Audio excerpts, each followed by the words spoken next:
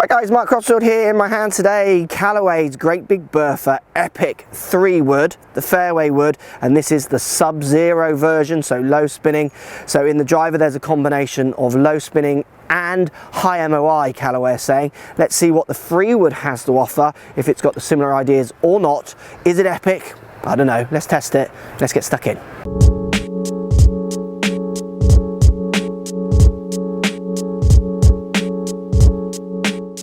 So the Callaway Great Big Bertha Epic Sub-Zero fairway wood, we're getting 22 gram weight and a 3 gram weight at the back, so you can change that around. I think it's going to be around 300 to 500 revs is what Callaway is saying, where you could change the spin if you wanted to dial in the spin of your 3 wood. If you're someone who spun your 3 wood too much, maybe you would move the heavier weight to the back and vice versa. We've got tests with real numbers and on-course tests coming, so we'll show you the numbers I get from the setup of the club. We get the normal changeable neck that we've seen for a while from Callaway. I like this, it changes the loft and the lie around a little bit again for you to dial in. Lots of companies doing that, obviously. We get this next gen hyper speed cup face, ball speeds across the face. What company doesn't say that?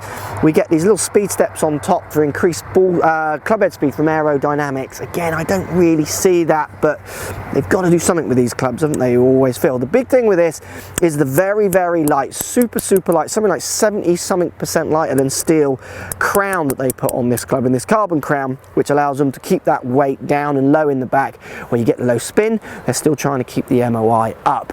I mean, that's a funny double-edged sword for me, which I'm not sure quite how much I understand or fully agree with that, because if you're lowering that spin, then it's always going to be arguably a little bit more harder to hit for certain golfers, balls falling out the air, those kind of things.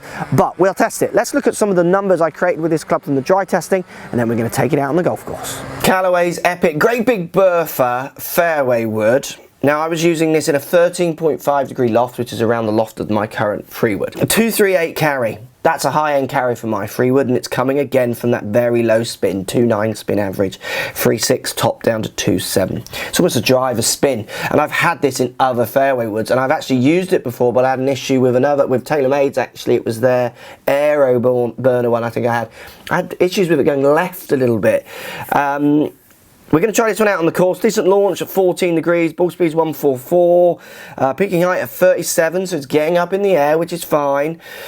I want this 3 wood because I do struggle with some very weak 3 wood. Sometimes I can hit a knuckleball 3 wood that does go out there at 240 carry, so that's going to run up to 260 yards, but I can quite easily carry one 214, which is not much roll because it's kind of shooting up in the air a little bit, or spinning up in the air, and then kind of going to about 220, 225, which is like some people's 3 irons sometimes, and I've always struggled with that. So I do quite like those numbers. It just worries me when the spin comes that low. When I start mishitting it, how much is it going to punish me, and how much difference will that make for a year to my scoring, my ability to hit fairway, to keep a consistent distance off the tee, and to keep a consistent distance into greens? Because I do use this club into greens. I'm not a par 5 in 2 player where I can hit many 6 irons or 5 irons. I'm often having to run a 3 wood up there with my distance, or lack of. Good numbers, low spinning as I'd expect from the Sub-Zero model. Let's take it on the course, put it in the practical environment. Got to be careful when you're using only numbers. I do see the internet sphere getting a little lost with numbers at the minute, and it feels a little bit like the monster I created with numbers is now biting me on the bum, as many of you get them quite wrong. Let's get it out on the course. So we're on the course. I'm going to do a couple of shots from the tee and then a couple of shots from a fairway, which is predominantly where I would play this wood. So in the Sub-Zero, I've got it set down at the 13.5 degree loft. Definitely low spinning numbers that you could see there, which are great, and they make me see some good distance, some good carry numbers and what have you, but then you have got to game those. These are going to stay in the air, which is kind of what we're going to look at here. So let's try from the tee. Down by the ball, sits very square, lovely looking. You see the graphite on the top, the little green lines around the back. Very subtle, the little step bits on top this year, very subtle in how they blend into the head, but they still do frame up the ball nicely. Let's give it a hit, see how it feels. I'm going to aim up the left, winds off the left a little bit here. So 17 here is quite a, it's a 400 yard plus hole, so let's see if we can put it into play. Yeah, it's a very nice sound. That's slightly out the bottom and climbing, as I'd expect with that strike, but it's a very nice sound and feel off that. Certainly, again, not the loudest whack or ting. I mean, I use a big Bertha 3-wood at the moment, which I do enjoy, to be honest. It's just some of those low spinning numbers with this one do make me feel like I could put this into play, because my 3-wood can go very short, so I am often looking for a 3-wood that has a little bit low spinning kind of numbers that can go. I used to have one actually. I used to just struggle with it going left a little bit. Let's try this again.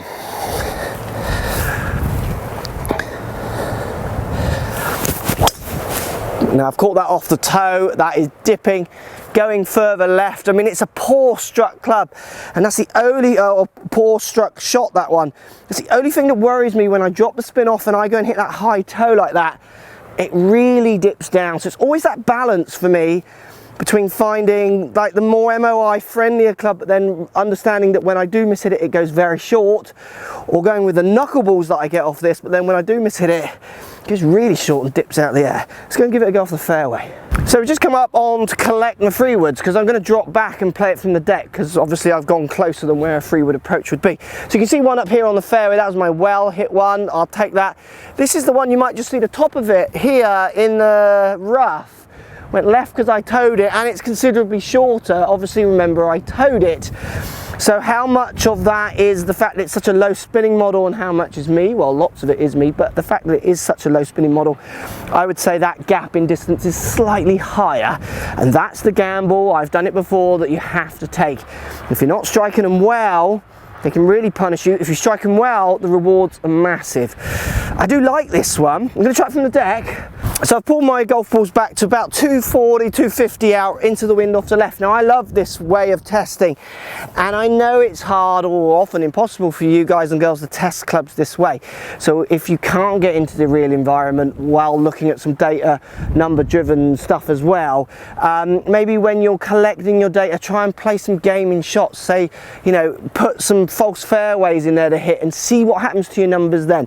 It kind of does worry me a little bit the way it used to be when I started. It was interesting, people didn't want too much data, and now they want data on everything, and I see so many people misreading it. So try and get it in this real gaming environment as much as you can, or recreate it. So 3-wood from the deck. This is a good hit for me in this wind, and this is the club that will get there if I strike it well with a low spin, but it's also the club in theory that's going to punish me if I don't get it connected. Let's see what I can do. Well, I've ripped that.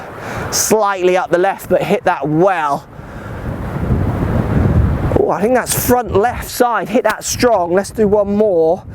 Would take that strike all day. Again, it's a very interesting sound. It's kind of a very kind of classic Callaway sound you'd almost go to now, when they used to make the carbon clubs years ago. I like it. It's no kind of big ting to it at all. Again, hit that really good, a little bit lower up the left. No problem getting my shape that I like seeing with this one. I'm enjoying it. 2 decent shots. Again, I would have to play with the club to see if I can cope with that spin model subject to my striking. That's the only thing I'd like to look at. Post comments down below. Sub-zero 3-wood, is it something you would try? And remember, when you're testing, look at your numbers. Data is good, but don't just be sold on that. Try and look at those numbers if you can in some more real environments. It'll make a massive difference to your quality of fit. Thanks for watching. Follow me on Twitter, Facebook, Instagram, Snapchat, Periscope, all the normal social places. Also, come and visit my new website, markcrossfieldgolf.com. See you over there.